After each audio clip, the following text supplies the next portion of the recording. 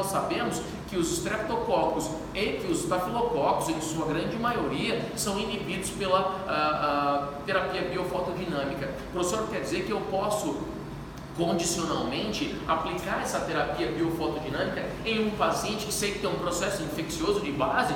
Claro que sim, não há problema algum. Eu posso inibir essas bactérias, aliás, devo inibi-las em prol da redução, por exemplo, da ingesta prolongada de um antibiótico.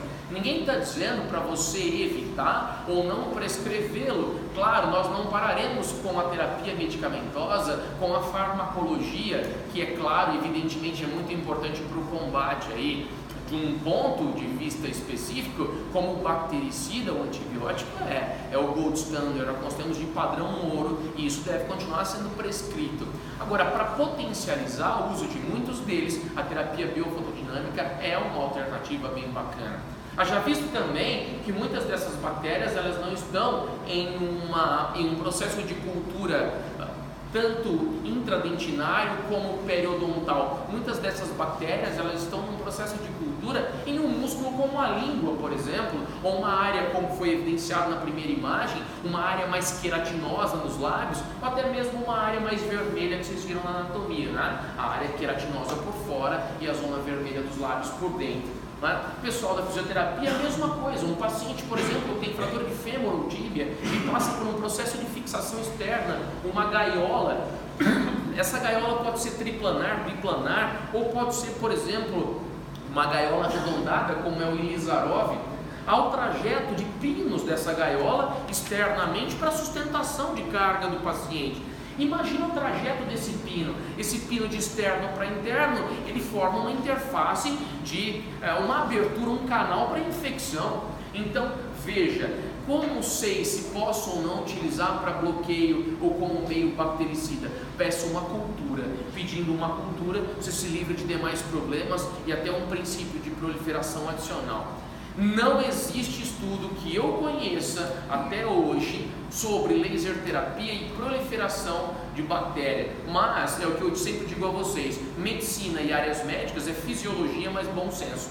Então, antes de realizar o uso dessa laser terapia em prol de um meio bactericida, talvez você possa pedir uma cultura, né? Uma baciloscopia, pedir uma cultura dessa bactéria, desse processo infeccioso, para saber se tem aí estafilococcus, streptococcus e tudo mais. Sim ou não? Então já começa por aí. É um super equipamento, um equipamento que funciona muito bem para essas duas demandas iniciais, para redução da dor e para regeneração e reparo biológico. Um equipamento fantástico para esses dois tipos de condições aí, patológicas ou afecções que o paciente possa ter, ou recobrar um tecido aí.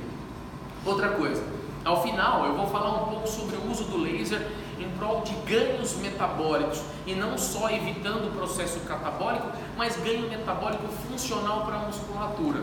Hoje nós já temos alguns trabalhos, não só baseados no princípio, no pressuposto de que o laser vem ajudar na redução da dor e regeneração tecidual. Hoje nós temos trabalhos de laser em prol do ganho de força, ganho de massa muscular. Olha que bacana. Então o laser vem sendo muito estudado. Por falar em laser, no Brasil, hoje os brasileiros são os principais produtores de conteúdo em laser terapia de baixa intensidade. Então, pelo menos alguma coisa nós temos de primeiro. Nós somos os primeiros produtores de ciência, né? Primeiro do ranking. O brasileiro é primeiro do ranking no mundo em produção de ciência em biofotodinâmica, terapia biofotodinâmica ou laser de baixa intensidade.